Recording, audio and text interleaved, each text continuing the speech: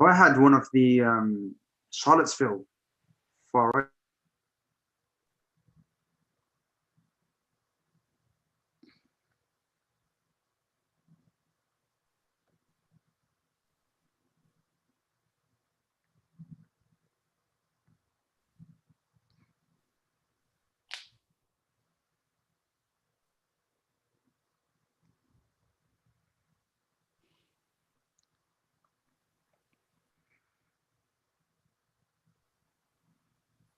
Assalamu alaikum wa rahmatullahi wa barakatuh, and welcome to another episode of Building the Virtuous Community with the Mainstay Foundation. I'm your host, Sayyid Shabeer Kirmani, and we have an exciting panel that will be joining us for a topic of civic engagement today, inshallah. I'd like to remind you that this is a show where we look at some of the most pertinent and pressing issues with our community, and also how we can build a vibrant community. We've looked at a variety of different topics thus far, and we'll continue to do so. Topics which include the likes of media and media engagement, topics such as entrepreneurship and business and how to foster a strong financial community, topics such as spirituality, topics such as leadership, topics such as education. Tonight's show is in line and in vein of that conversation. We're going to be talking about civic engagement. What is civic engagement? Why is it so important in society? Why do societies rise and fall on this concept? And how is this so pertinent to you and I? Is it possible that the issues of healthcare, the issues of social justice, the issues of equality in society, they are part and parcel of this conversation around civic engagement? And whether we realize it or not, we are impacted, and how our involvement in the civic process can change your life and the lives of those who you love. All of this are things that we will get to, inshallah. But before we get to it, I would like to welcome our panel onto the show. We have detailed their briefs. I'm going to ask them to just give a quick summary for those of you who have not had access to that. So I'm going to welcome them on board. First, we have Hajjat Dewnya Bazzi. Assalamu alaikum. If you could just give us a bit of background on yourself as well. Assalamu alaikum and welcome. Wa alaikum assalam wa rahmatullah. My name is Dewnya. I'm an attorney. I own a law firm here in Dearborn, Michigan called At Law Group. We practice in many different practice areas, and I've been involved in political campaigns as well, and very excited and happy to be a part of this panel. Thank you. Welcome. Thank you so much for being on. Really appreciate that. Coming to our next panelist, our guest, Hajj Mustafa Field, who has been quite vibrant, many in the UK community are aware of. Hajj Mustafa, assalamu alaikum and welcome. If you could just tell us a bit about your initiatives these days. Wa alaikum assalam wa rahmatullahi wa barakatuh. Thank you for having me here. I've had quite a wide range of experiences, from starting up and developing youth programs and continue an interest in how we develop our youth, their aspirations, their leadership skills and life skills, so that we can achieve better in our society. And I've continued that development. I lead one of the largest interfaith organizations in the UK, and doing a lot of work around promoting faith, because often we live in a very secular society where faith is often neglected. And we see the provisions of prayer spaces being more neglected. And I think the UK is far more secular than the US in many ways. Wonderful. Absolutely. We'll be touching on a lot of those areas that both of our respective guests highlighted there. On the onset, this is a topic which may seem unconventional or new, or it's something that you may have been endeavoring, whether you realized it or not. To lay the foundation and the groundwork of this conversation before we get into it with our panelists, I want to highlight the work of Michael H. Hart, a astrophysicist and historian, who highlighted the most influential people in history, in his view, in his book 100. And in the top 5 of this list, he highlighted particular individuals. At the 5th position of the top 5 of the 100, that is, he had Confucius. And the 4th position, he had Buddha. At the 3rd position, he had Jesus Christ, or who we call Prophet Isa, alayhi salam. And at the 2nd position, he had Isaac Newton. And at the top of his list was the Holy Prophet Muhammad, peace be upon him. And when asked about this, although he did criticize the Prophet in places, to be fair and to be very authentic about it, he said that I have no choice in putting Muhammad at the 1st position in this list. And when asked why, he said every other individual on this list brought one of two things: either a spiritual system or a secular system. You see, for example, in the case of Confucius or Buddha, these are people who brought spiritual systems as the world regards them. If you look at Jesus Christ, peace be upon him, you look at him, you see that he brought a spiritual system, a religion for the world. When you look at Isaac Newton, although he wrote extensively on the concept of God and monotheism, he is known for his writings in science, in the secular space.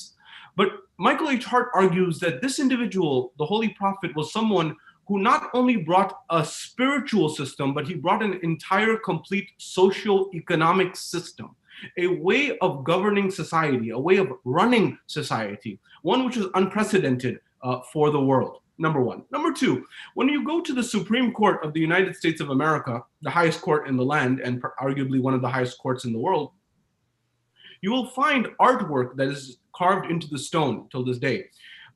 There's much artwork there, but in particular in this piece, you will have some of the biggest lawgivers in history, according to the court, such as Moses with the 10 Commandments, Musa alayhi salam, or the likes of Hammurabi or Hammurabi's Code, or for example, Napoleon and other lawgivers. Amongst that list and carved into the stone till this day is a image or a perceived image of the Holy Prophet Muhammad as one of the biggest lawgivers of humanity, of the history of humanity. Now, you see, in fact, an organization in America even tried to have this removed, CARE, in the 90s, and said that the Muslims don't make images of the Prophet. But the response came back from the court that this was out of respect and recognition of him being a lawgiver of the highest magnitude of society. This is the second element. The third element that I want to draw your attention to is when the foundational elements, at least from the United States perspective, were concerned, many of the founding fathers, in particular, if I can draw the attention to the audience of Thomas Jefferson, the one who laid the foundation of the Declaration of Independence, he was actually reading extensively world works. This included the Bible, but also the Quran. There's an interesting book I invite the audience to read. It's called Thomas Jefferson's Quran, The History of Islam in America.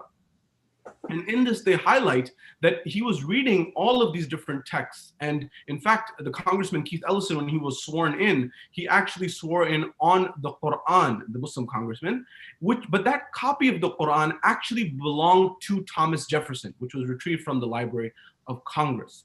Now, the point being that a part and parcel of a civilized society, of a society which is developed, a society which is progressing, is the establishment of the rule of law. And this is something that one may argue that Islam was at the forefront of, with the likes of the Holy Prophet following in the tradition in the line of Prophet Musa and Prophet Isa before him. So this is one aspect of society. But when we come to the word civics and civic engagement, it actually comes from the Latin of relating to citizenship or citizens. And in fact, in the ancient era, what would happen is if somebody saved a fellow citizen, they would actually put a garland, if you will, a crown of on the person, on an individual's head. This name derived from what we now call civics. That is a duty to another citizen of society.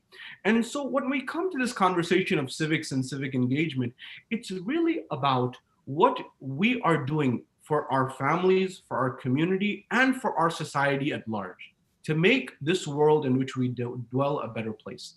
I would invite our audience also to consider the works of Sayyid Sistani in, for example, A Code of Practice for Muslims in the West, where he's actually highlighted the importance of this in a response that was posed to him. Or, for example, the works of Sayyid Ja'far al-Hakim in a lecture that he gave in the United Kingdom on the importance of citizenship in a republic, and a citizenship in a society. That are we not members of society in the United Kingdom or in the United States? Do we not have a responsibility to our people and our fellow brethren and sisters in society? And when you look at this from the Islamic perspective, there's a compelling argument that is to be made about being active, participating citizens in our community, from the local level all the way up, with the goal of trying to make society better. And that is based on whatever you may be passionate on. That may be the issue of mental health. You could become an advocate of that. That may be the issue of social justice. of racial inequality or making more racial equality society. That may be economic injustices, for example, economic inequalities, whatever it may be. By participating and following the rule of law and the law of the land, we can be active citizens. And many of us are already doing that. I've said a lot. I'm going to pause here for a moment and bring our panel in. I'd like to start actually with Hajja Dewnya on this about this question of what is civic engagement. Many of our community will have this question in their mind. What are we talking about when we're talking about civic engagement? How is this real? How is this pertinent for our audience? What would you say to someone who's wondering, what are we talking about when we say civic engagement? So a lot of people look at civic engagement as something that's overwhelming, right? So a lot of people don't understand what civic engagement actually means. When you take a plate of food to your neighbor, right? That in and of itself is civic engagement. It's being involved, treating others the way you want to be treated. You definitely can take civic engagement to a local level in terms of getting involved in either local politics or local community centers, community service, things like that. You can take it to a national scale or a global scale as well. But I think that if each person would focus on just doing good to the person that they are with, their neighbors, their family, their community, I think that can make a world of difference. So I don't want people to get overwhelmed with the idea of civic engagement as though it's burdensome, because it's really not. Us as Muslims, if we're practicing Muslims and doing things the right way, then we should be, working in a good environment with our coworkers around us. Things that are very simple things to do, that's being involved in civic engagement as well.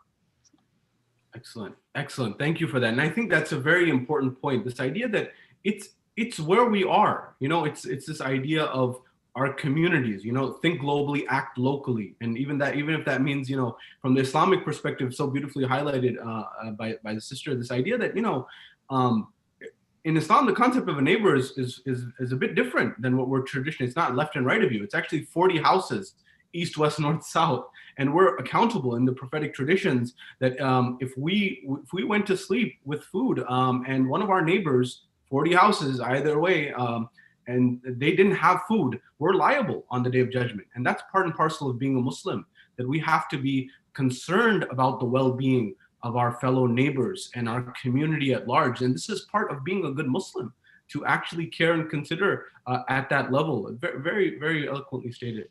Hajj Mustafa, as I come to you, I wanted to just kind of highlight this idea that, this idea of having the ability to participate in the process and civic engagement is still something that in many parts of the world may not even be an opportunity. Sometimes when we're in the West, we have this opportunity to be involved in the process.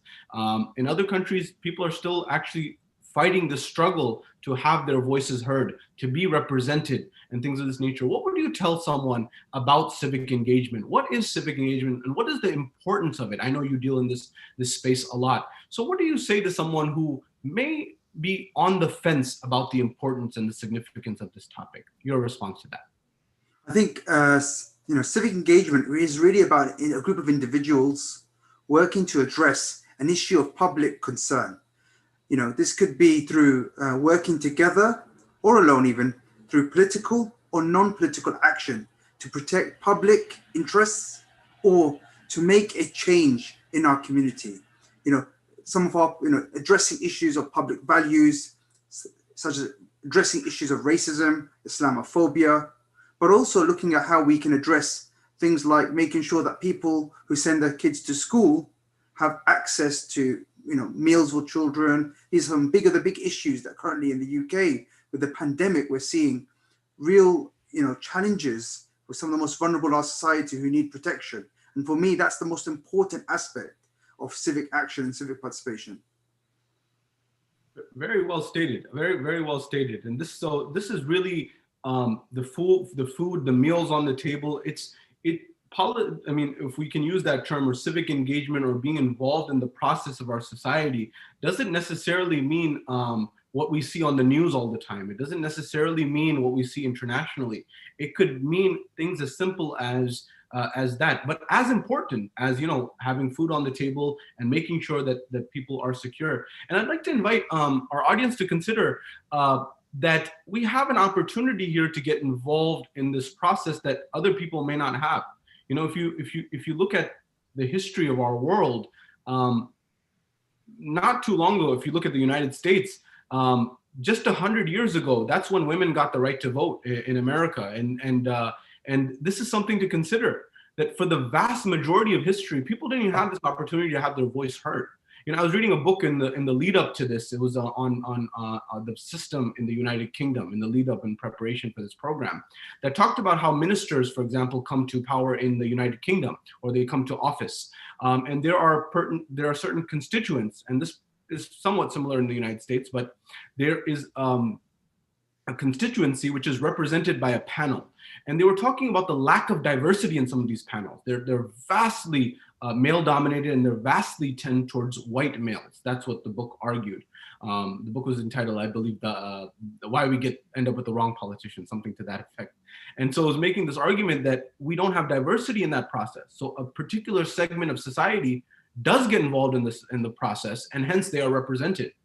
Similarly, one may argue in the United States that if you're not being involved in the process and making sure that your voice is heard, what ends up happening is a particular segment of society is heard. And we want to make sure that your voice is heard.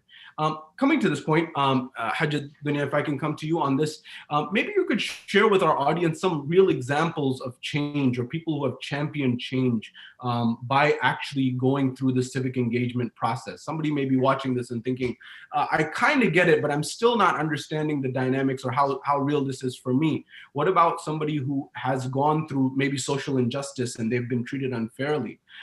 What are some examples that you can think of of people who have actually used the process of getting involved to spark change for the better in society? So, you know, we have many examples here. One that kind of jumps out at me is the Amir Act. So this was an act that was entered into a bill, and basically the purpose of the bill was that if a child is taken away from its family, then the child must be put in the same religious sect as the family that's taking over. So how did this come up?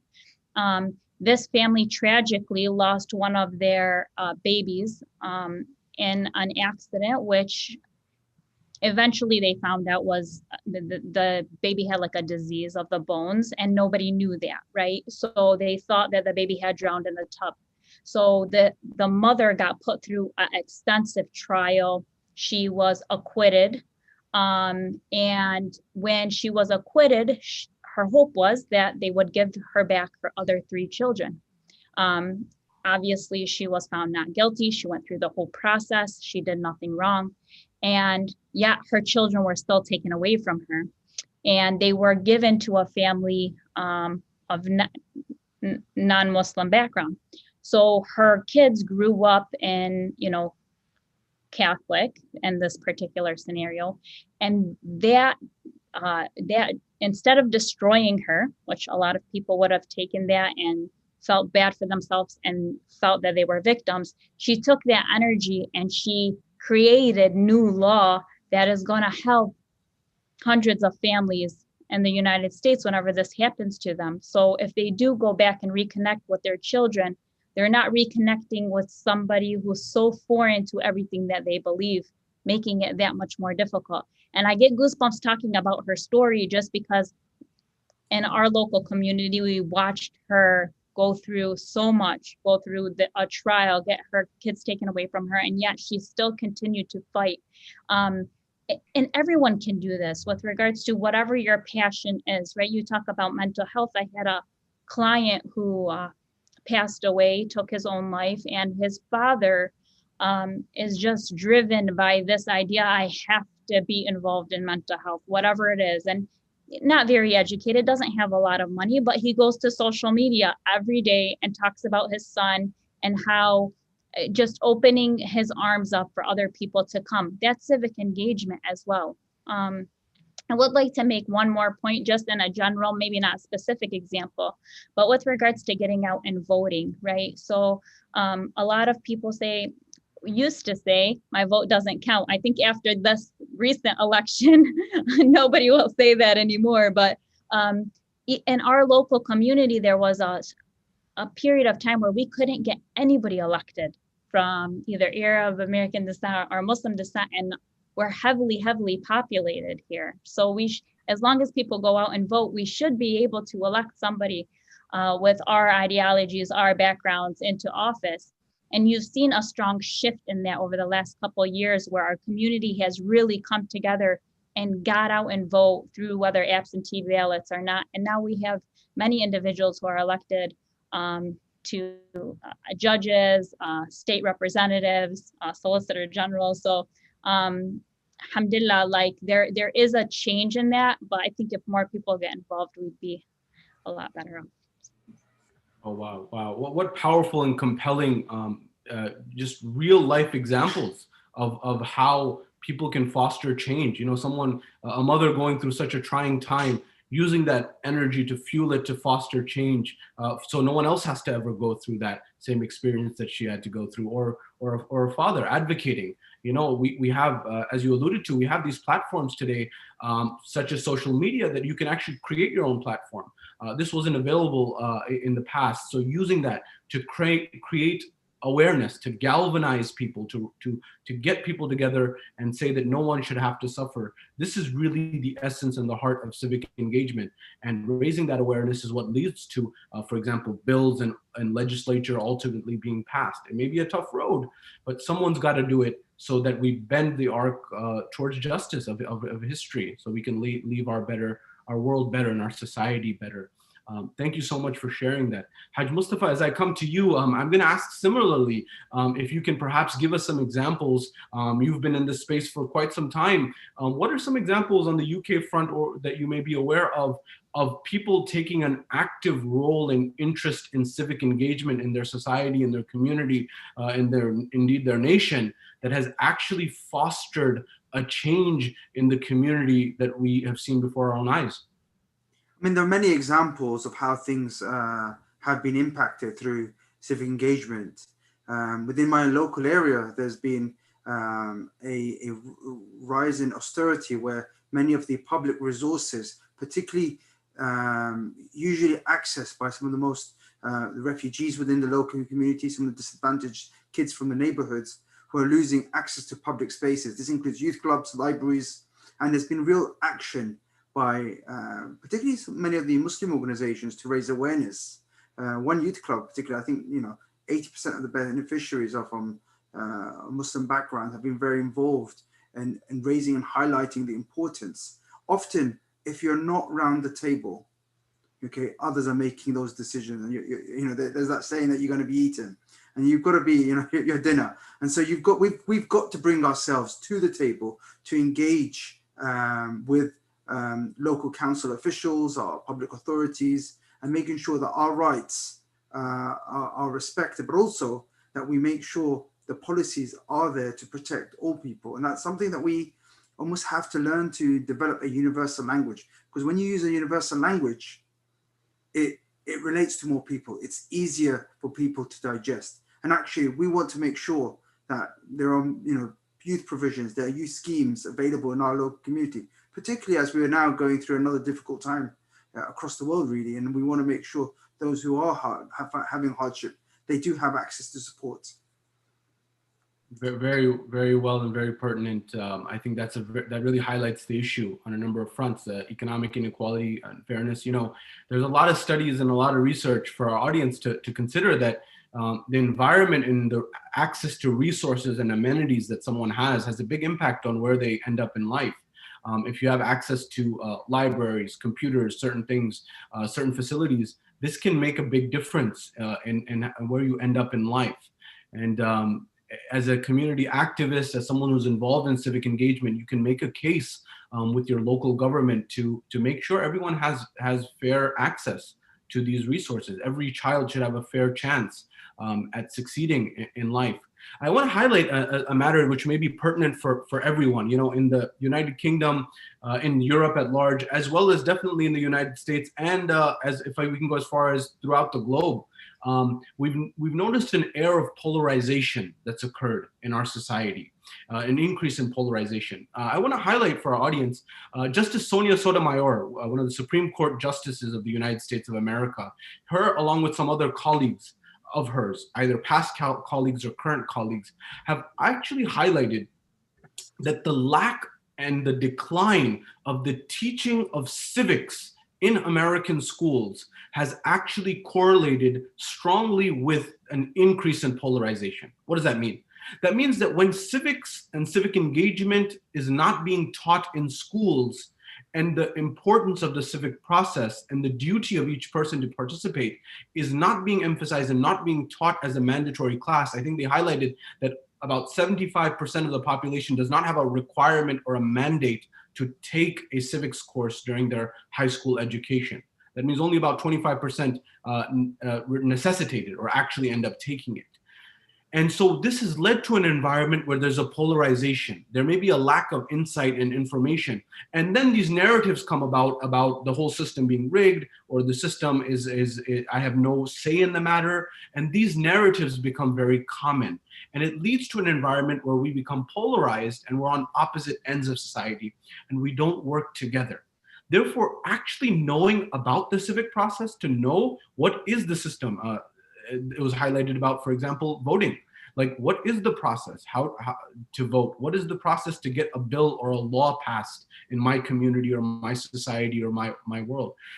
If you go back to, for example, the Magna Carta, this was the first document, at least in the West, that we know of, roughly 800-900 years ago, that actually highlighted this opportunity in England that farm owners, landowners had some rights. And the basis of this became what's the parliament now in the United Kingdom.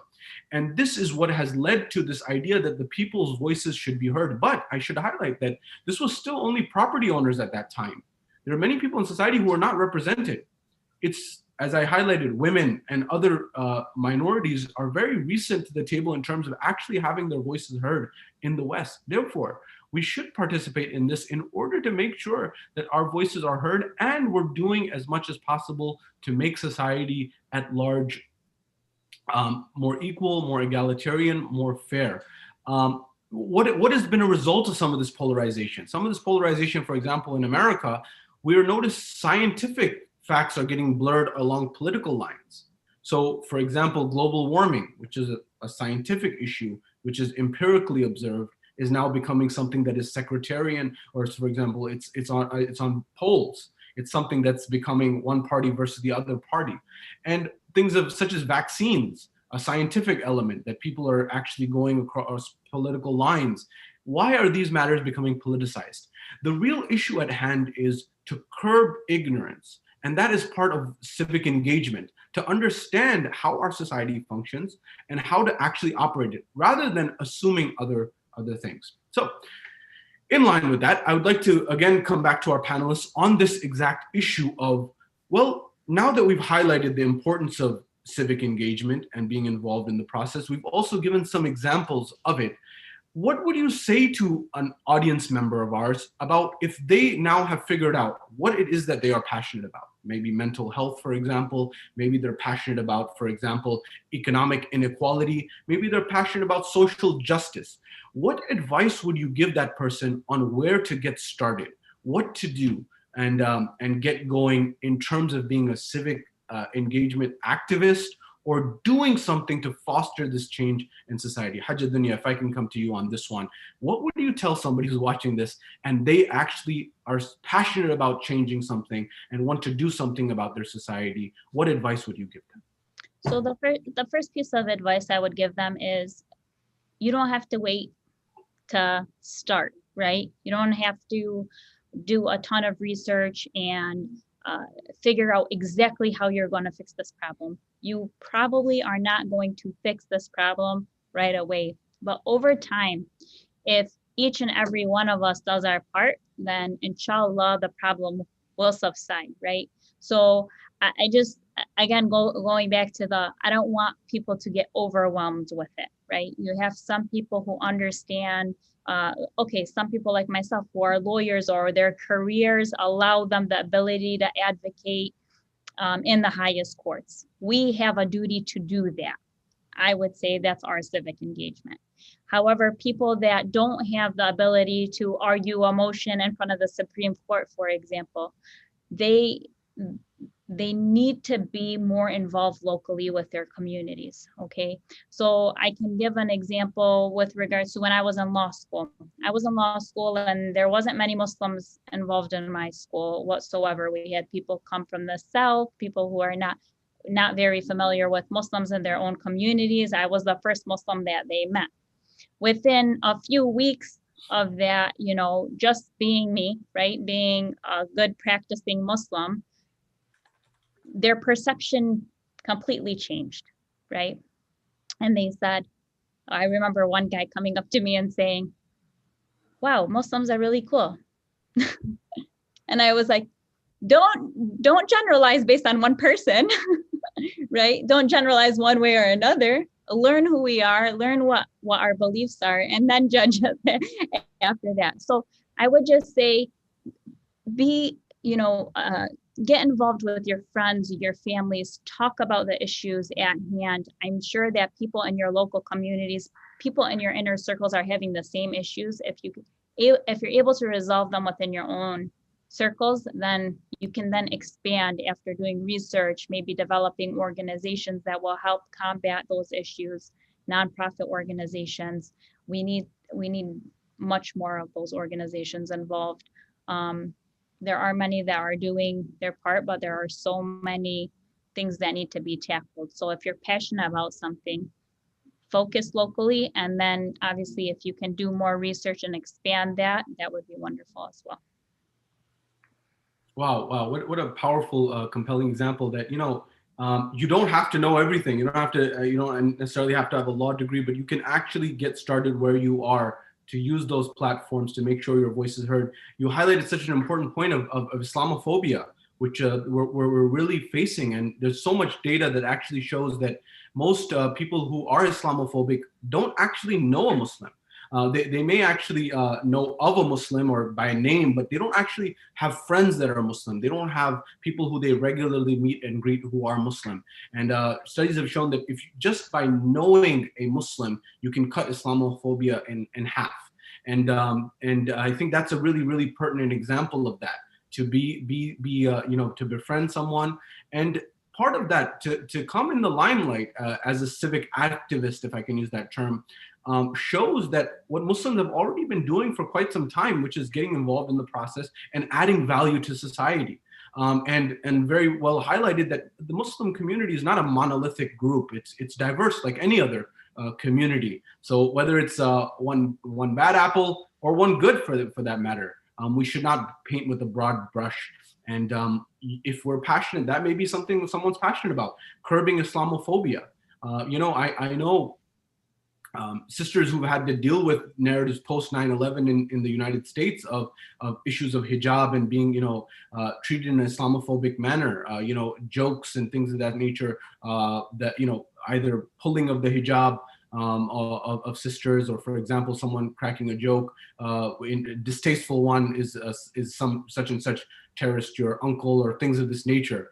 And these are things that are hurtful and have an impression on a young person growing up in any society. And by taking on the mantle of engagement, I think that's really important. And that's not something that's going to resolve itself. Sitting on the sidelines is not the solution here. What we're trying to advocate here is to actually actively participate and raise the voice and do something that is that's not as common and actually requires courage. I remember, as I come to Hajj Mustafa on this, I remember a group in the United States from our community, actually. They were interested in trying to raise awareness about Shia killings in Pakistan.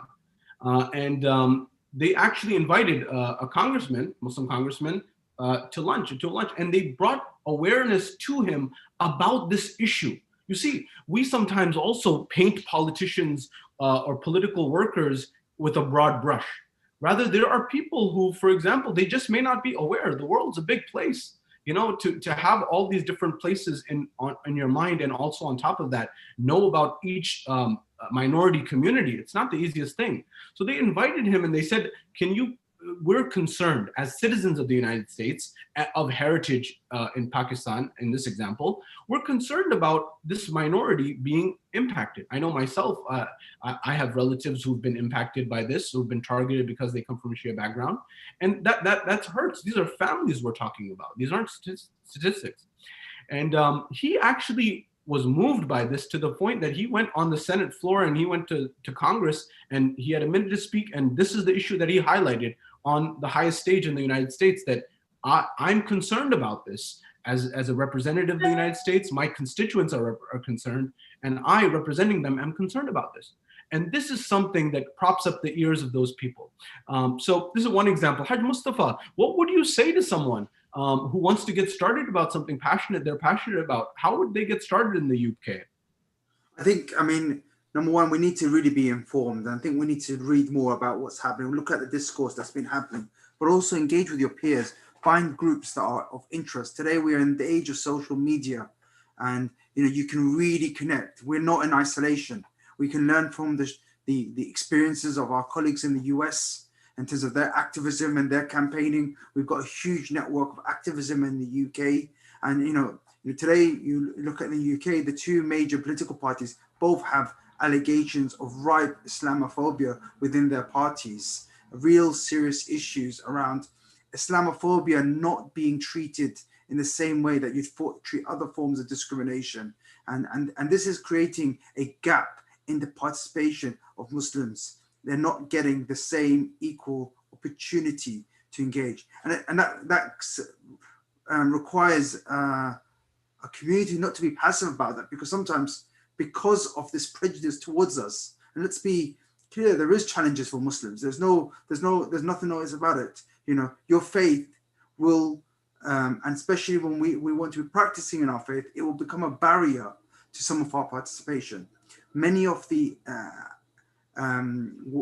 activities in terms of politics, community action, even your local residents association can be in places like in the local pub, where the local community gets together to discuss local issues. There's a history about that in Britain, and sometimes that's very difficult for us from a religious perspective. Engaging a place with the consumption of alcohol is problematic, and so we need to find ways of engaging our local stakeholders, our partners, our allies, inviting them to our community centers, inviting them to our institutions, bringing them over for breakfast, bringing them over for a nice meal. Do you know what? The best PR is a good food. The English people love a good curry, and we've got to engage people, and that's that human contact, that human relationship breaks down some of their fears, their prejudices. Okay, we've got issues where some of our mosques, many of their neighbors are very hostile to the mosques. Number one, mosques bring traffic, and that's no neighbor really likes. There's a lot of fear around what's happening in the mosque. Sometimes we can be loud, but also there's a lot of it is fear of the unknown, fear of difference. And actually, we need to find ways of inviting. And we always remember the evil, the angry, the frustrated neighbors who may have issues. And actually, what we need to do is, I remember reaching out to our local neighbors in one mosque I was working with, and we had so many allies within our area, but many of us sit on the fence. We're quiet. And so we've got to actually take the brave step in engaging, being familiar with your rights, the process, the process of how you make change, because it differs from different country to country, different local landscapes. So it's really, really important for us to engage. And I doubt there are many issues that there aren't people who are already working on that. Work with them, link up with the existing groups, Muslim and non-Muslim, because we need that wider perspective.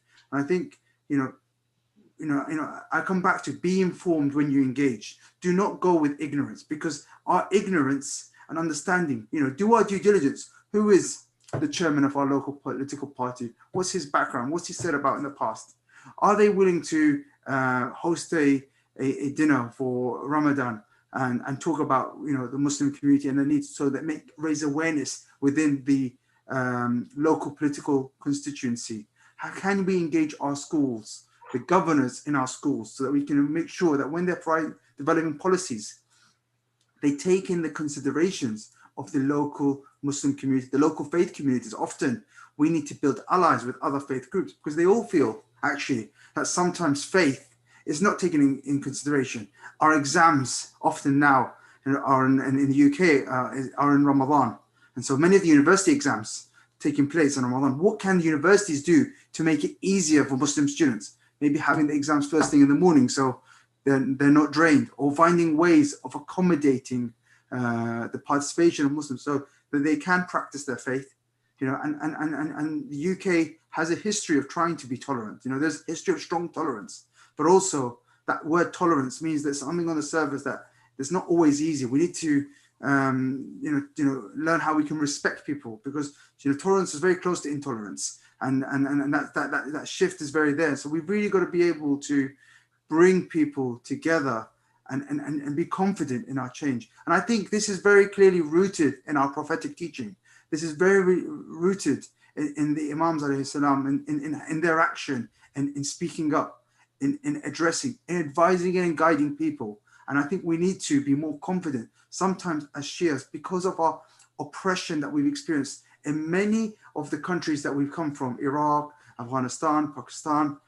We've experienced, we actually have more rights in the countries that we live in the West, in the United Kingdom, the United States, in Canada. It does not mean it's not challenging, but we have more rights, and we need to know the system. In the UK, the Supreme Court held to account the decision of the Prime Minister. You made the Prime Minister turn his decision. There's a lot of presidents in this country, and I'm sure in the US, many examples I can recall, where the justice system holds people of power to account. And actually, we need to learn how to do that. We need to be engaging, but also we have to fund that. We have to put money aside from our communities to focus on our community interests. And it doesn't have to be, it's about raising awareness, just like every other group has to put money, and building alliances, because racism and anti-Muslim and Islamophobic sentiments is often, there's a strong correlation between it. And so we need to work together with other groups to break down those fears of prejudice. Very, very well stated. I think there's so many valuable points there. I wanted to highlight one element, and I want to actually come to a point of addressing some of the issues and some of the questions and concerns that our community has head on. These issues of, I don't want to get involved in the system. The system's rigged. It's all these different types of narratives that we hear. With respect to voting, as we've highlighted, and I want to draw your attention to, our focus has not been, and nor is it to tell you who to vote for. We're just telling you to get involved in the process. That is on you. Another strategy I want to help you consider is, and this is just an option, this is by me in no ways suggesting this. This is coming from a commentator in the United States who actually argued that, sometimes people get disgruntled with the, two political party system. And they say, well, I don't agree with either of them. Well, there are independent parties, for example. And you may say that, for example, one response that comes back is, there's no support there. There's challenges there, things of that nature, and there's no way they're going to win on a 4-year time frame. For example, if you're looking at national elections. Well, what if you look at it from, this is the commentator was arguing, what if you look at it from a 40-year perspective? That maybe not today, but when people in this space start realizing that we're not going to compromise principle, because you may say that's what's really happening. So we're going to vote for the person who's most principled. And maybe not this year, maybe not next year, but eventually down the road, people will adapt to that. I want to highlight something very important for our audience here.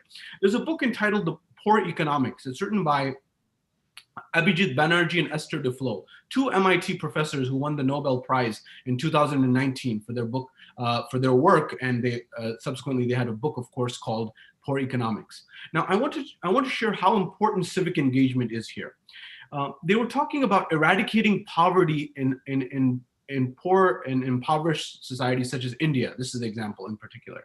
And they talked about this idea of many people who are suffering from poverty in underdeveloped or developing economies. They aren't aware and they don't have an understanding of the political process. So for example, They asked people in an impoverished community, do you want streets or do you want drainage?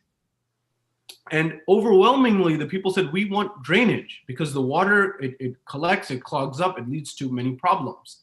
And so they said, very well. So the next day, they took out an advertisement in the front page of the local news.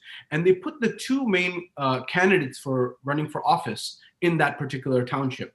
And they said, who is in favor of roads and who's in favor of drainage?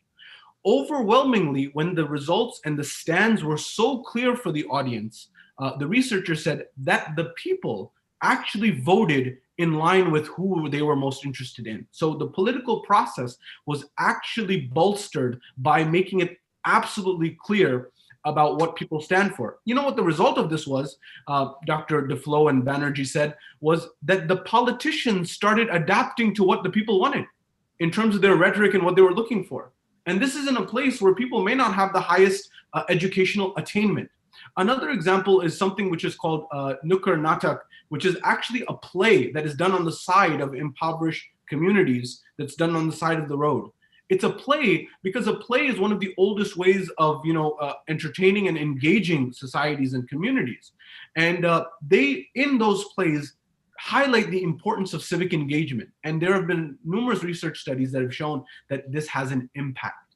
So if you want to eradicate poverty, one of the vehicles to do that is actually political and civic engagement in your local community and your local society. And for you, that may mean just raising awareness, just to ask people who may not be aware of the process, well, what do you really want? What do you really need in your society? And then you make a compelling case via social media or otherwise, contacting the local news or otherwise, and saying, well, this is what this township or this community needs. Which individual who's running for office is willing to address these needs. But until and unless somebody takes on the mantle of leadership and activism and actually just makes the voice heard, these things will not change. Things will remain the same, and people will continue to ultimately suffer. I want to also highlight from the Islamic perspective, whether it was the Holy Prophet or whether it was Imam Amir al-Mu'mineen, Ali ibn Abi Talib, these were people who endeavored in what we call politics. They were part of society, and they were endeavoring in leading society. If you go to Plato, Aflatun, he wrote The Republic, one of the most famous works in history, where he highlighted what a republic should be like. And he argued his view that a society should be led by a philosopher king, a person who is the most learned of society, but also the most just and ruling over society. Unfortunately, in history, anyone who's gotten absolute power, with the exception of the Holy Prophet Imam Ali, has often abused their power. But what Plato was arguing here for was somebody who is the most knowledgeable, at the same time is running society justly and fairly. In terms of Islamic philosophy, a philosopher by the name of Al-Farabi came forward. In Islamic philosophy, is Muallim al-Awwal, which is Aristotle, is argued.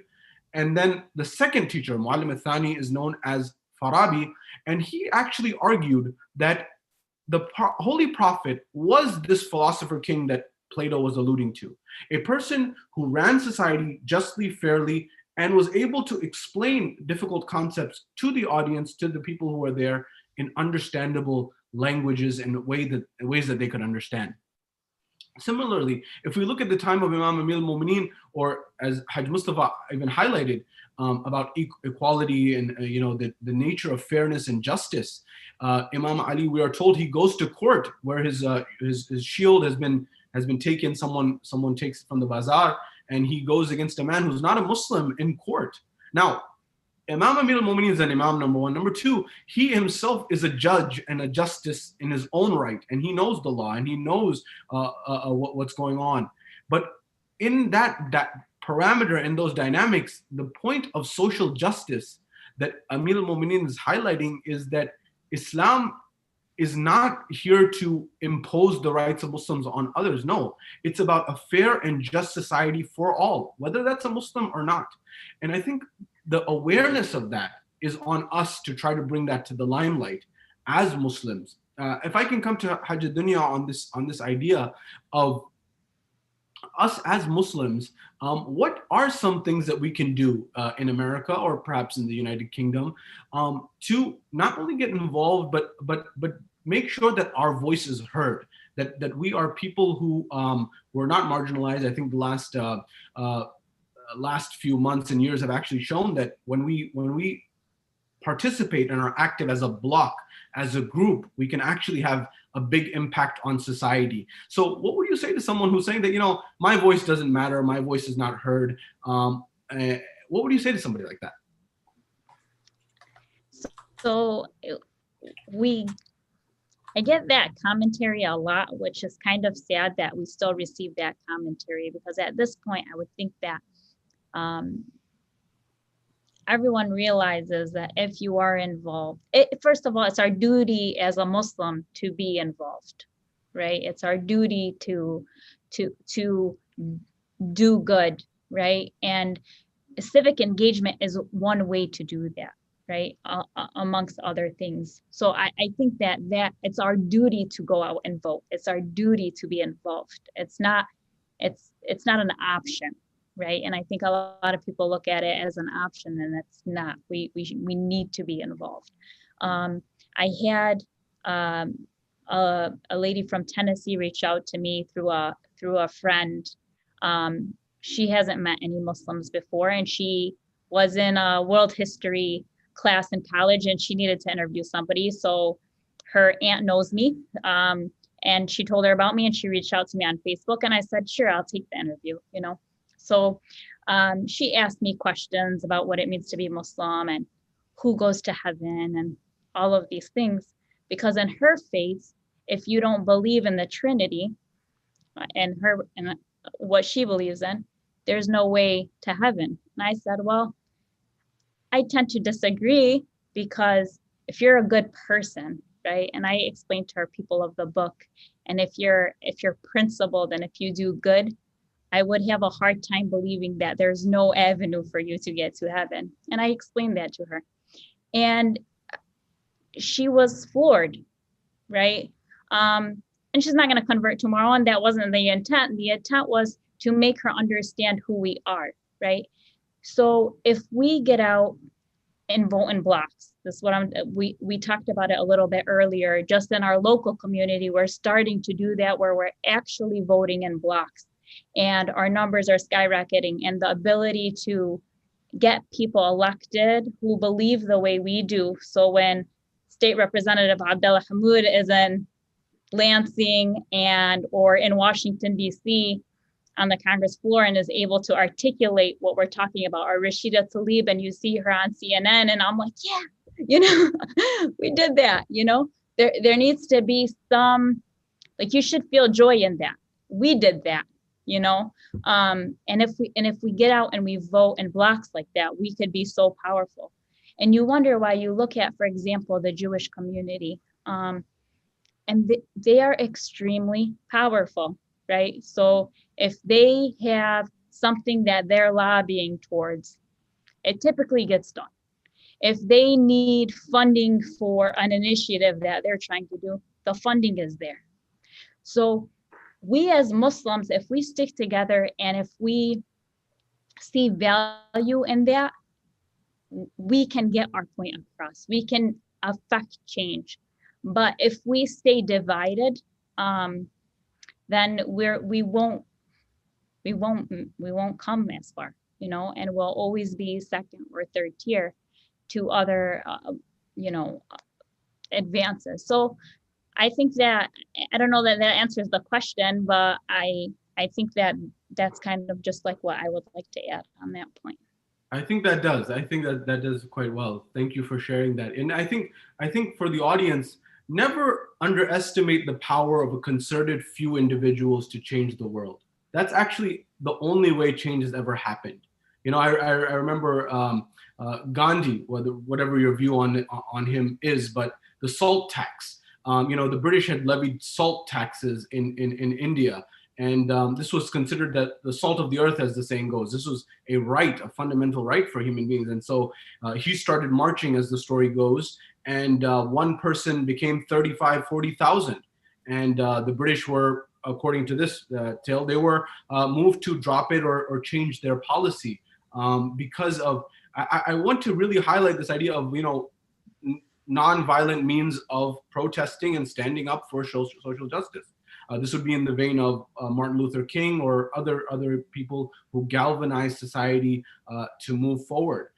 So never underestimate that power and ability to actually cause change with even a few people. That's actually how change happens in our society, whether you realize it or not. And on top of that, as Muslims, for us, it's always about principle, as you may realize. It doesn't matter if you're 1 or 100. I think Karbala really highlights that for us, right? It's not about numbers. It's about the principle of the matter and doing the right thing, even if I'm standing alone. But did I raise my voice? Because then I have something to say to my Lord on the Day of Judgment that I tried. I tried to do the right thing. I tried to do the just thing. I tried to do the fair thing. Maybe I didn't have all the support. Maybe I didn't have everybody around me. Maybe I didn't get the result I wanted, but at least I did something. On the backs of, for example, we gave the example of women's rights and voting earlier. There was a long history before that right was given to women to vote in the United States, as an example. There's a lot of people who struggled. For example, slavery. It took a long time for that to be abolished. And then on top of that, it took a much longer time to actually get equal and fair rights. And some would argue we may still be struggling for that in our world. But at least our name may be listed as somebody who tried to make our world and our society better in some capacity. This idea of certain communities having certain influence, these are minority communities similar to us in the West, and this really, I think, gets at the heart of our show, in the sense that whether we're talking about media or business and entrepreneurship or civic engagement or spirituality and doing the right thing and family and leadership and all of these matters that we're discussing in this show at large, we need everyone to be involved. I'll give an example. In America, there was, in psychology, 100 years ago, there was a narrative that certain minority groups or certain individuals had a problem psychologically. This was the level of discrimination that existed. It was in academia. And so people had justified discrimination on the basis of psychology. So certain individuals from certain communities got into academia and they said, no, hold on a second. This is what the research shows. And it shifted the narrative to say that if you have a problem with minorities, there's a psychological problem with you, because you have some type of issue that you're dealing with, that you think that skin color determines who an individual is, as an example. And it's much deeper than that. So whether you're in media or finance or academia or civic engagement, all of these come together to make sure our community's voice is heard. And what's the focus of our community? Justice, peace, equality for our society at large. Why wouldn't we want that narrative to be heard? Haj Mustafa, as I come to you on this, what would you say to someone, a naysayer, someone who says that, my voice isn't heard, my voice isn't valuable, it's a rigged system, all of these narratives that you may have heard in the past? What would you say to that individual? We've seen how in history, the history of the Black community, in many ways, the rights that we have today is because of the pressure that many of them went through, the civil rights that they fought. And I think it's very important for us when we look at other minorities who have power. For example, you speak about the Jewish community. I think we have to draw in lessons and how we can learn from how they've learned to be organized. And this has only emerged after they've gone through certain experiences. And I think, it's interesting how you speak about academia. We do not invest in community development. We do not invest in our infrastructure. We do not invest in, people having support to become in civic spaces. I've had friends who've been successful in the political sphere. We've helped them. We've helped get them elected. But when it comes to developing their career, they have financial responsibility. They have a family. They have other responsibilities. They have to back off because their community doesn't support them. We see people in the academic world. Today, you see people who, for example, people who do research to distort the Quran, people who do like a PhD to look at questioning the Quran's authenticity or its Quran. And but we're not seeing people. We need to invest to see, to highlight the impact of our faith. We need to have chairs and endowments within these important institutions. Academia influences the world for generations. And we build many beautiful buildings in our community, but we don't invest in institutions, endowments for academic work is so important, because I've seen the pathway of communities who've invested in education have the impact across the generation. Okay, and that's something really, really important. So we need to be talking to academics within our own community, the civil rights activists, the community activists, and thinking about how can we build a plan for the future. Because it's easy for us to say, yes, the system doesn't work for us, but we've got to invest into the system to get something back. We expect the system to give us something for free. That hasn't happened for anyone. We don't, fairness and equality, we have to strive for. And we know through this pandemic that we've seen, and be it in the US or in the UK, that the ideals that we wish to live in the societies that we live in the West are not, these polarizing gaps are huge, and they've really surfaced, and it's important that we talk about it.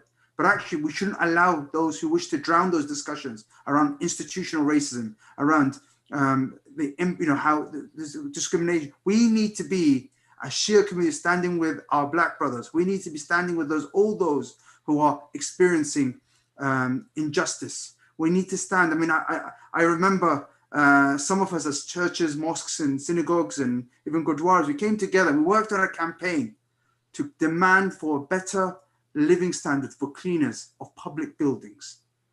And that made a huge difference, increasing their salary by 20%, because people need a dignified life. And that's how you have to lobby.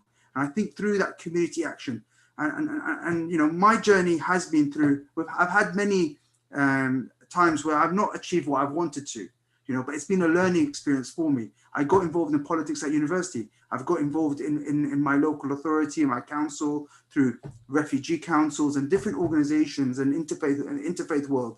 And some of it has been excellent, and some of it has been I've seen the impact. But some of the work that I've done is not, I didn't see it then, but 10 years down the line, I meet people say, yes, you spoke to us about this. We're now making that happen in our institution. And so we've got to play the long game. We can't think we're going to win this with attending 2-3 meetings and expect there's going to be an impact.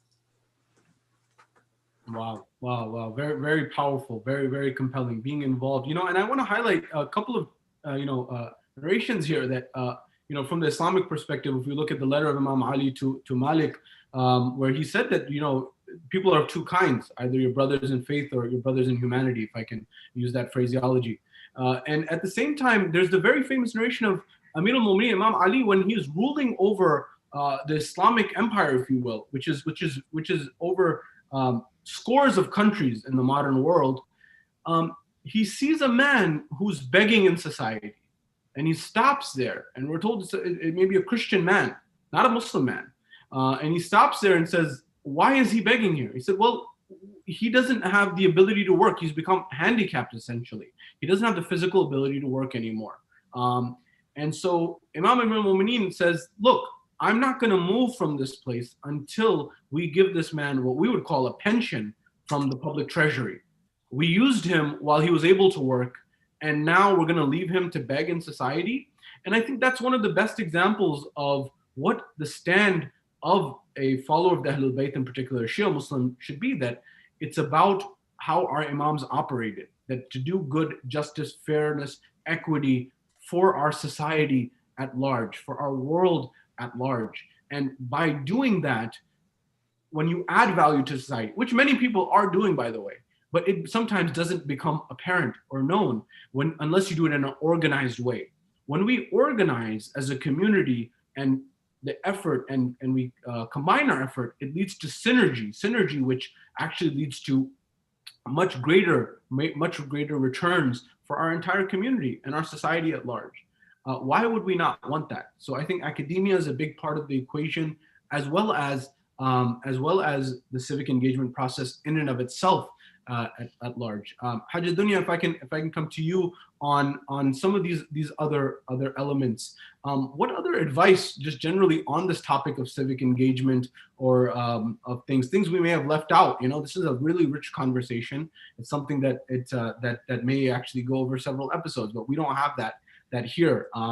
So the question I'm really getting at here is, as a community, as a society, what are some of those things that you can see that where we can add value? I know we touched on social justice, we touched on Islamophobia, things of that nature, but what other advice that we haven't covered yet, just generally, would you say to our audience about the topic of civic engagement?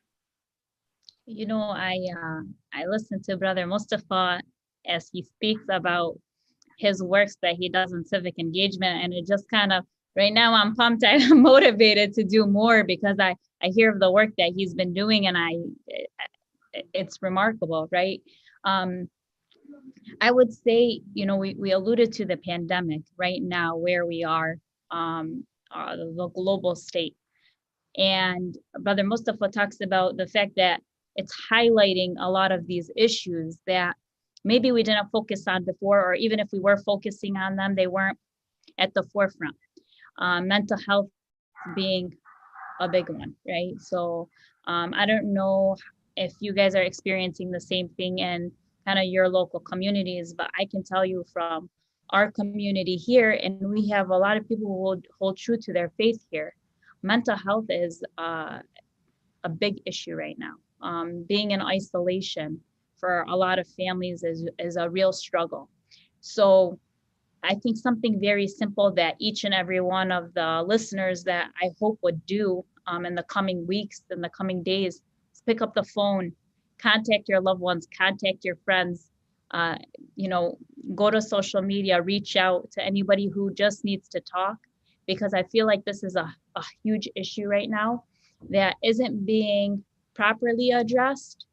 And something as simple as a phone call from somebody that they haven't heard from in a few years could really change their life. So I think that's something very, very simple that we can do in our communities with our loved ones and people that we know. On a higher scale, I think, you know, if you are motivated, you do have the resources, focus on those things that are passionate to you and do the research, put in the time, and you can effectuate change through lawmaking, through, you know, nonprofit organizations, coupling with other organizations as well, and diversify your platform of people that you're working with, because it doesn't only have to be Muslims who are working with, like Brother Mustafa said. If you connect with other communities as well, we can become more powerful, use their resources, give them our resources, and hopefully we can effectuate change for the entire community. Wow, wow! So such a powerful point there, especially these unprecedented times with this virus, with COVID. I know something I've been passionate about. Others have as well. There was a philosopher by the name of John Rawls of the 20th century, one of the more famous ones, and he talked about this idea of the veil of ignorance. What society would we want? Imagine that you've not been born into the world and you're about to come into the world. What type of world would you want that the chances are that you can be born into a haves family or a have-nots family, a family that is affluent or a family that's not affluent.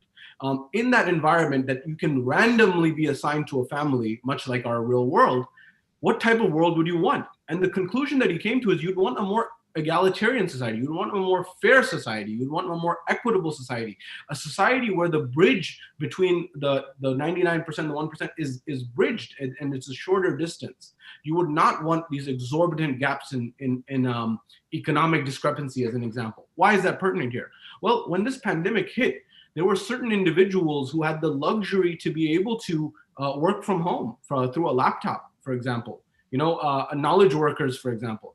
But there were other people, and we should highlight our healthcare workers who are heroes in this time at the front lines, and we definitely want to appreciate and applaud them.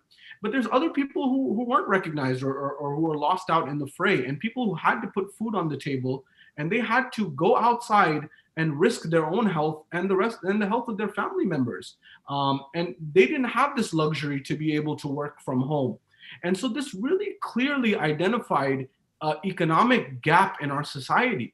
Well, to bridge that gap, we're going to need someone to take on the civic engagement, to become an activist for that, to foster change. That, okay, if these people have to be on the front lines or these people have to work and they don't have the option or the luxury to be able to work from home, well, we need to make sure that they're taken care of, much like Hajj Mustafa alluded to, right? About making sure that people have a dignified life. Why is it that one individual is able to protect themselves and their family's health by staying bunkered down in their home, but another person doesn't have that opportunity? So that's not going to change until someone takes on that leadership and that mantle. So I think that's a really, really brilliant point. And just picking up a phone call and calling someone you haven't talked to in a while, especially in this time, can go a long way. You know, the jury is still out, so to speak, but we're getting more and more research trickling in that, you know, the isolation, the loneliness, the dynamics of us as human beings being social animals, so to speak, social beings, we're not having that. And we're really having to adapt. And this is taking a toll on people. Hajj Mustafa, if I may come to you, based on this, any things that on this topic of civic engagement that we haven't touched that are pertinent, that are important, and that our audience should consider, please do share.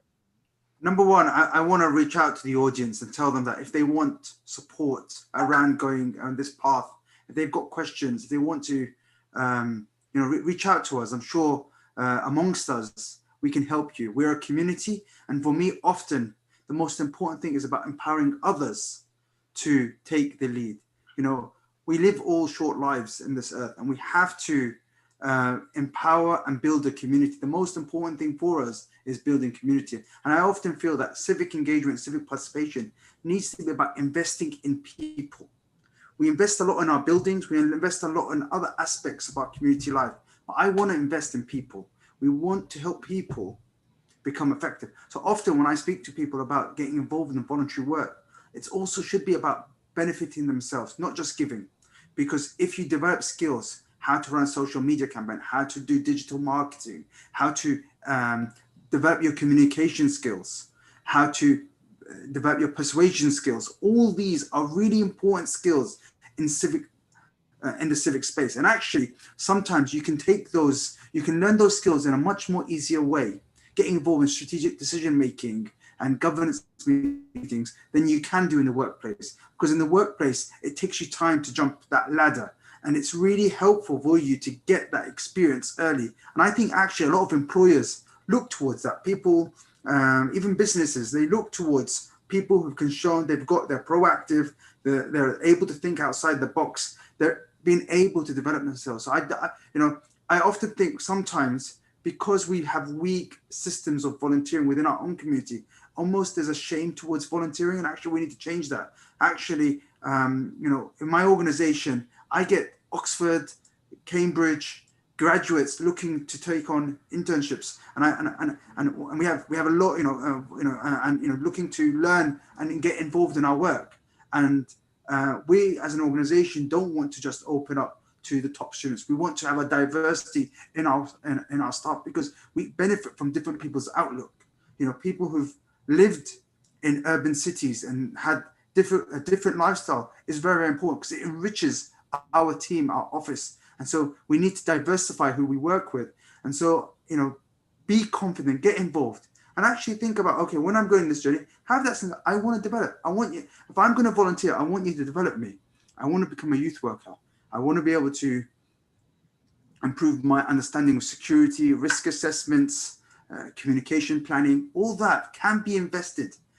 Legal judgment, the whole issues around. So the real message I want to say is that we need to make this a journey for both people in serving, but also in being empowering yourself. And that's something that we've seen by what great leaders have done is that they've empowered those around us. Succession planning is key.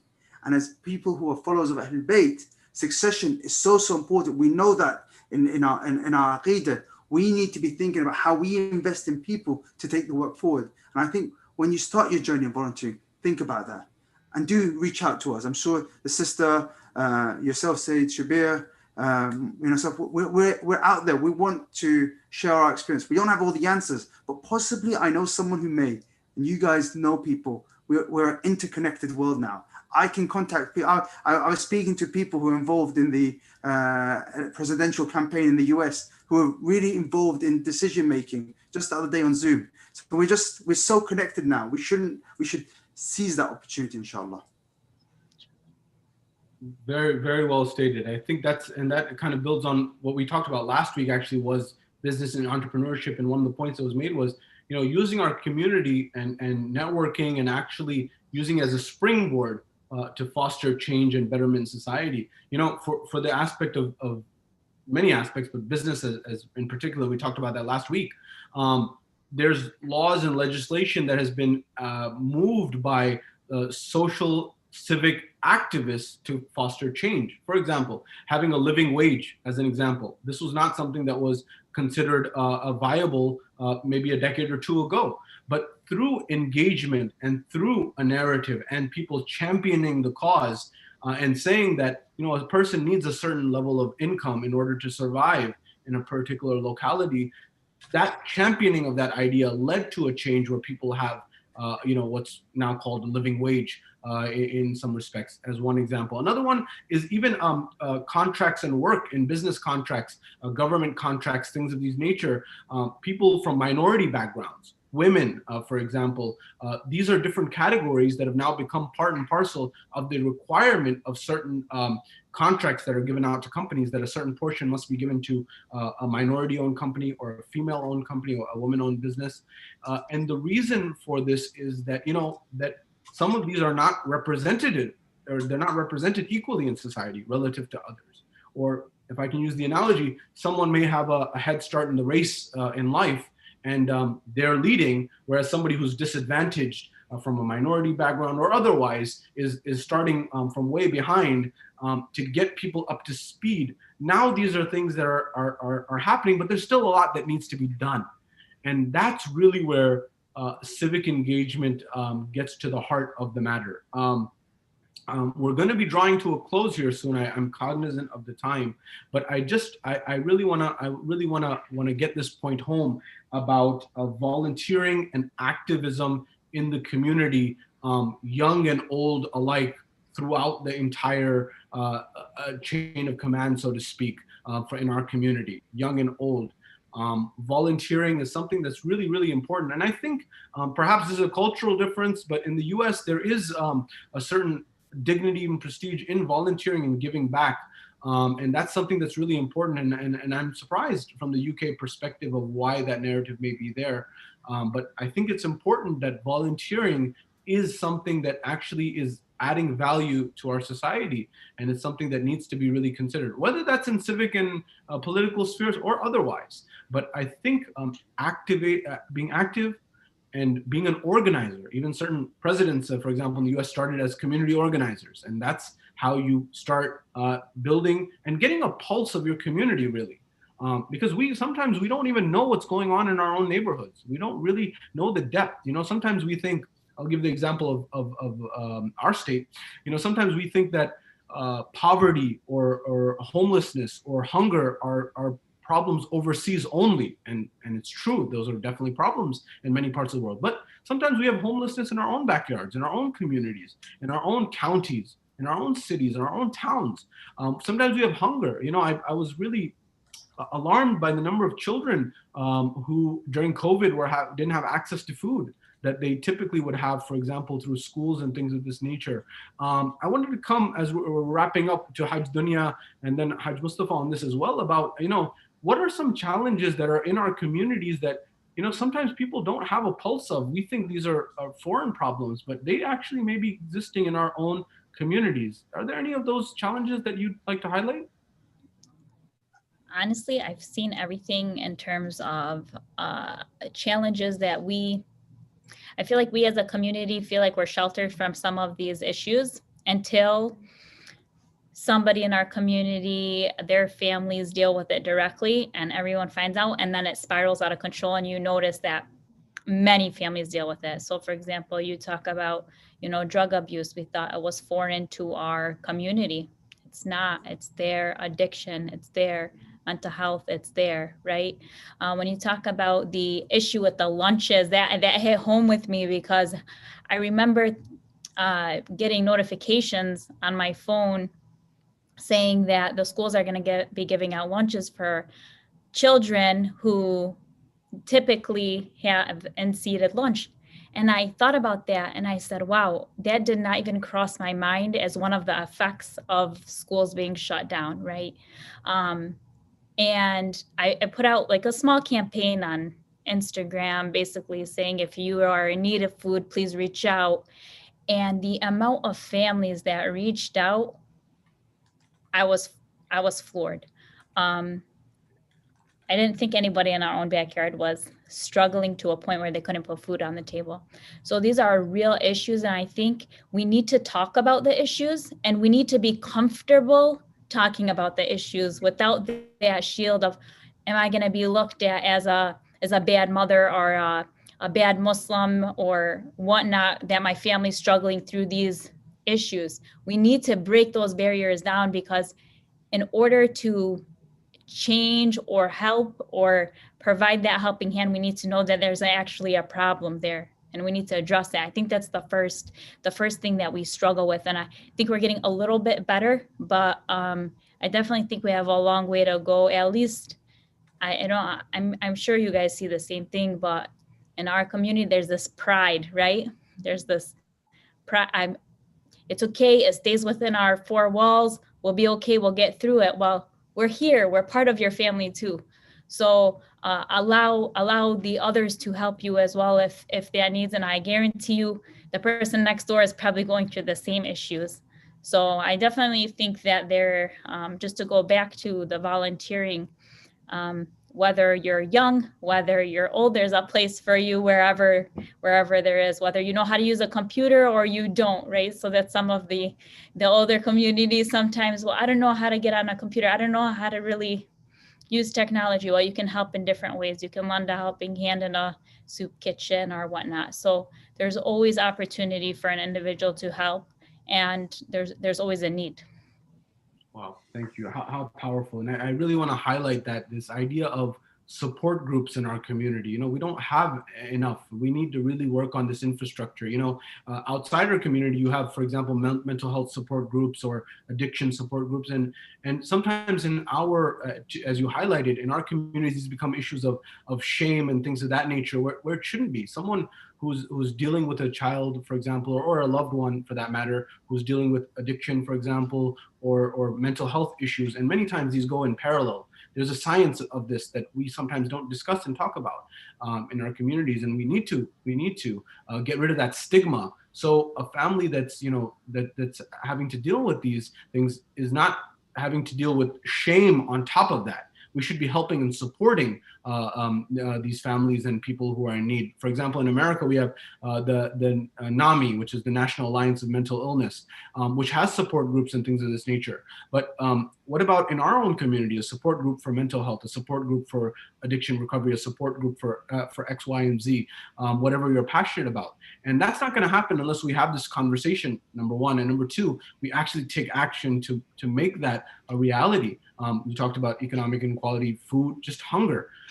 We need to take these seriously, and we need to do something about it. Thank you so much. Haj Mustafa, if anything that you would say about the problems that may be existing in our own backyard and challenges and how we can go about them and things for our audience to consider. Our community experiences many challenges that we find in any other community. We, alhamdulillah, have some strong family bonds and connections. Sometimes we feel that we are stronger in our family, but we suffer. We're not very good at dealing with some of the critical problems in our community. We can be very judging to people who go through difficult times. I remember working and providing some youth programs in a mosque, and people are asking me, like one of the young guys that was coming in, he was asking me like, why do you allow him to come in? He looks like he's a drug addict. And it really hurt me because, this is someone that, we need to reach out to, and that we can be very judgmental. About 15 years ago, I was running a initiative between the Shia and Sunni mosques in my local area, where they were giving food to the homeless center in Ramadan. So small contribution every day from every mosque made it very easy for all the mosques to contribute. And we learned that there was a large number of Muslims who were also in the homeless. So then that was almost a shock to us, because many of us, even if we knew people homeless, they probably would never say it to us. We had a really nice journey, and the people at the homeless center were really, really positive, really thankful. Every time I went there like many times to drop the food there, and it was just amazing conversations, and it was really eye-opening. And some of the imams also and the other mosque representatives were involved, the young people, in dropping stuff over. But what happened was, a week after Eid, we wanted to do like an Eid party in the in the homeless center. So they had arranged something, and we said we'll all get mood, and like the business owners got some like desserts and sweets, and most of them are Pakistani, so it was like really like delicious, nice food, and we had to put the spice down a little bit, but it was I was a bit disappointed because I love good Asian food, but alhamdulillah, so we brought all the food there, and many of the Muslims who usually there didn't show up. So we had non-Muslims showing up, they're loving the food, but the Muslims didn't turn up. And I was puzzled because I didn't really have much experience in this. And I'm speaking to them and saying, look, maybe it's a stigma that you guys have, that we all have in our own communities, that maybe they don't want their local imam, their local probably members they're probably members of your local mosque. They don't that they're homeless because you may judge them, you may look at them differently. And that actually hit something in me, that if we are a community that we're not able to help those who are most vulnerable in our own communities, it's a real shock. And we need to learn from how other communities have dealt with. At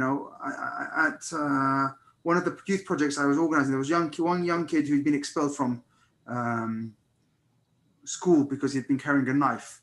And he'd been carrying it because he'd been a victim of bullying himself. And it was a very difficult thing, and it's almost a cycle of bullying. And I'm trying to engage his parents, saying, look, actually, what he needs good youth work.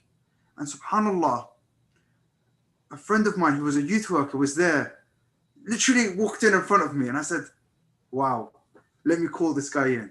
He sat with him. He knew how to talk to him about his life issues. He started the conversation.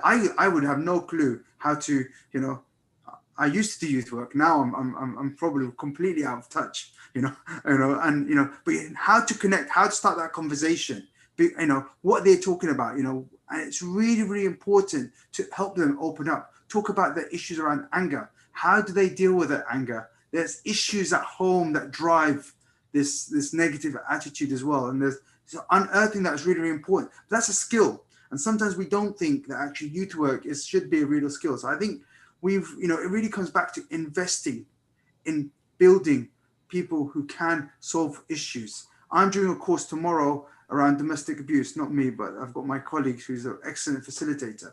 It's a struggle to get my community to sign up. I can get people from all other communities. I've got people from all parts of the world. But when I speak to my own community, we don't have this issue. Why should we go to a workshop around domestic abuse? And they'll tell me, Mustafa, please organize a workshop. But they don't engage because we don't prioritize it. And the reason they don't prioritize it, because it doesn't pay.